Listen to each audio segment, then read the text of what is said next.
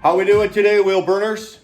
I've been presented with a question, and it's a really good question, and it's not the first time I've had this question. And the question was, when you're on the road and you're not at home and you've got to do your reset on the road, what is it that you guys do? Obviously, you're in your truck and you're limited to what you can do and where you can go. But what is it you do? You hang out, you watch some TV. So it's a good question. I just thought I'd do a quick little jibe on this. I am currently doing a reset right now, but as you can see, I'm not at home.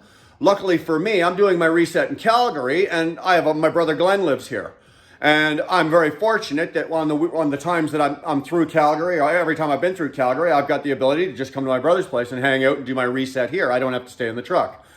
But most of the time you do. If you're in, Texas, Tennessee, wherever the hell you are, you're pretty much stuck in your truck.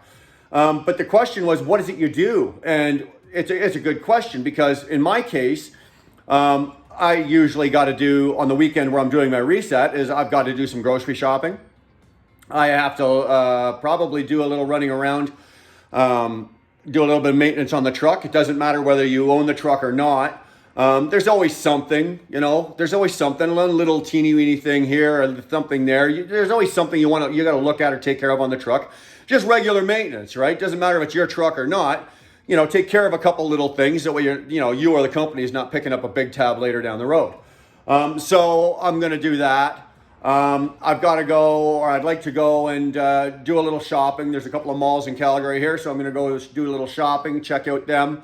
I'm looking for a nice leather hat to get ready to cover this bald spot I got going on up here. There are a couple of little things. I might just go tootle around, see if there's a cigar shop around. Unfortunately, I'm out of cigars, and much to my wife, who's gonna probably scream her head off when she sees this. I'm gonna probably go pick up a cigar or two. But that's kind of what we do. If I don't have a vehicle available to me, obviously when you're in your truck, you have to drop your trailer and use your truck. So in this case here, being in Calgary, I'm at my brother's place. Luckily for me, I do have a vehicle available to me. I called my brother. My brother obviously knew I was coming. So when he knows I'm coming and he knows that I'm a Dodge fan, and he works for Chrysler. Luckily, what are the odds? I love Dodges, and he works for Chrysler. So every time I come into town, I'm really fortunate that Glenn surprises me, if you want. This weekend, he surprised me again. I came in, and he picked me up, and he handed me the keys to that. Not too shabby, eh? That's an SRT, that's a 2018 SRT Challenger. Believe it or not, that's the car I want. That's my car. But last time I was here, he surprised me with a Hellcat, a Charger Hellcat. I was mildly surprised by that. So anyway, enough about the car and enough about crap like that. I know it has nothing to do with trucking, but it's just a nice little touch. When you get to do things like this and you get to see your family, that's a bonus. When your family's cool enough to hand you the keys to one of these so you can run around and do your grocery shopping in, that's even a bigger bonus. So let's do that. We're going to jump in the car. We're going to take off and go do a little grocery shopping, and we'll check back in with you later, all right? Okay, guys. So stop number one is groceries. I myself personally, I shop on my reset weekends. I have no choice. With the fridge that I've got in my truck and just the way I am, I pack enough food, fresh food, whatever, to last me a week, to get me through the first week. So from when I'm at home, groceries get done, food gets prepared, goes into the truck, goes into my fridge, my freezer. I consume that during the week, but then when I'm doing my reset, I have to grocery shop. So we are at the grocery store in Calgary here. Actually, I'm out in Chestermere, and I'm gonna have to go in and get some groceries. So what am I looking for? Myself personally, I look for salad. I eat a lot of salad if I can, if it's available. So I do a salad. I also, because I have an air fryer in my truck, And this is a great idea. It was given to me by a buddy of mine named Gord Wilkin. Gordy was the first guy I ever saw do this to this extreme. He would take a crock pot with him. He would take a griddle with him. And then he would take an air fryer with him, and he would cook and eat every meal out of his truck. And I thought to myself, and I was talking with Darlene, my wife, about it, and we're thinking, like, that's not a bad idea. Now, I'm not going to that extreme. Like, I'm not opening a restaurant out of my truck. But what can I do to maybe cut down on the cost of groceries and eating so many groceries or eating so many food, frozen dinners, all that with preservatives? Because of my age, the additives and preservatives and all the crap that goes into these, I need to knock some of that out. So we actually went out and bought an air fryer. So when I'm doing my grocery shopping, like I said, I start with salads and I try to get some fruit and some vegetables and stuff like that.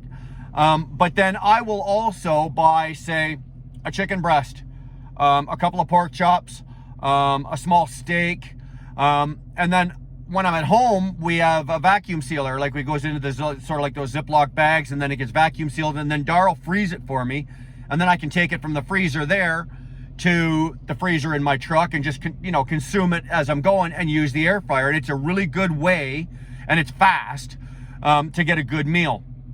So in this case here, I'm going to probably go in, buy a couple of chops, a couple of chicken breasts, a small steak. When I get back to my brother's place, I will then make some rice, because I can break out rice into Tupperware containers. Once it's cooked and cooled, put it into Tupperware containers, and I can season the rice and flavor the rice, different flavors and everything I want. So I can get a decent dinner. I can get like a seasoned chicken breast done with some rice and stuff like that. And it's a good way to cut back on, already pre-made meals, and it's better for you. So, like I said, I'm at the grocery store now. Let's go in and get some groceries. This is stop number 1. Let's go get some groceries. So we'll get back at you and let you know how we make out here. Here I am back at the truck now, and like I said earlier, it doesn't matter whether you own the truck or it's somebody else's truck. There's usually something to do on it. So I've got the truck parked. When I jumped out of the truck on Friday, I did a quick walk around, and I was actually listening for an audible. I heard it the other day, but then I didn't hear it again, so I jumped out, and when I did the walk around, there was an audible, but not unfortunately, but at that moment, I'd gone back to the truck after I found the audible air leak, and I went back to the truck, and I was sitting in the driver's seat, Googling where I could get the part that I needed. I knew what it was. It was just that little brass fitting that comes off the top of your airbag and goes into your airline. It was just leaking. I'm going to try to tighten it first, obviously. But if not, luckily for me, the part is readily available, not 2 minutes away, so I'm going to do that. But the coolest thing happened, and it happened on Friday. I was sitting there while I was Googling. What I thought at the time was a maniac came rolling up to the front of my truck, came right across the nose of my truck, pulled the air brakes, and this guy jumps out, and he comes walking around the front of his truck and then across the side of mine, and he's looking up at me and he's going, "Hey, you're that YouTube guy." I thought that was super cool. And I went, "Yeah, but my name is Brian." And I got out of the truck, I shook his hand. Turns out his name is Dave. He goes by the handle on YouTube of Part-Time Trucker. And I thought this was absolutely awesome that Dave took the time to jump out of his truck, and he spotted me, and he wanted to meet me, and it was great to meet him. So Dave, it was my pleasure meeting you. You know what?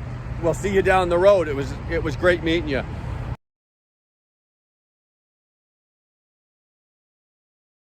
But anyway, like I said, it's just a quick little fix here. But it's one of those things, there's going to be something. Very rarely do you park your truck and you walk away and you don't, in the back of your head, you're going, there's something here I should be looking at, or there's something I got to get to, or something you've been putting off. So I'm going to take care of this.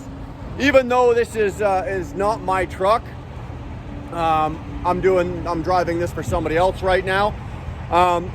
you know, I could run this into the Freightliner dealership and let them deal with it because it's not my problem. But this really is not even a 5-minute fix. So I'm going to take care of this myself, get this done, and get down the road.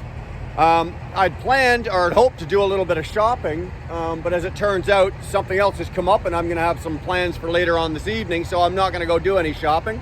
I'm going to take care of this. I'm going to head back to my brother's place and call it a night and hang out with him and do a couple of things. So anyway, thanks for watching. If you see something, or if there's something that you're doing on your resets that's different that I do, or if there's, you know, just the goofiest things that we do when we're resetting, leave a comment down below. Don't forget to hit the subscribe button and give us a like. I'll see you down the road. Keep the rubber down.